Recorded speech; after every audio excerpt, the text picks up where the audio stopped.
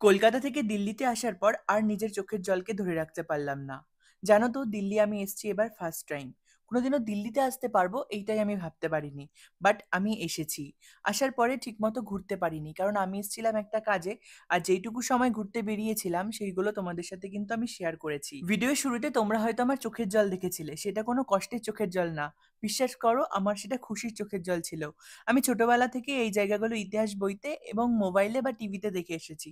কিন্তু এই জায়গাগুলোতে যে আমি হঠাৎ করে চলে আসবো এটা আমি ভাবতে পারিনি। আমি তো আমার সবকিছুই তোমাদের সাথে শেয়ার করি, তাই ভাবলাম এই মুহূর্তটাও তোমাদের সাথে তুলে ধরি।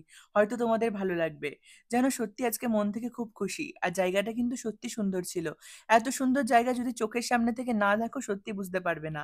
আর এইটা ছিল সাফদারজাং টুম্ব। এরপর আমরা লোধি রোড দিয়ে চলে গেছিলাম অন্য আরেকটা লোকেশনে। এই লোধি রোডটা কিন্তু আমার প্রচন্ড ফেভারিট, কারণ ইনস্টাগ্রামে এই রোডটার ভিডিও আমি অনেকবার দেখেছি। যাই হোক, তারপর দেখতেই পাচ্ছ সেকেন্ড লোকেশনটা তোমরা হয়তো অনেক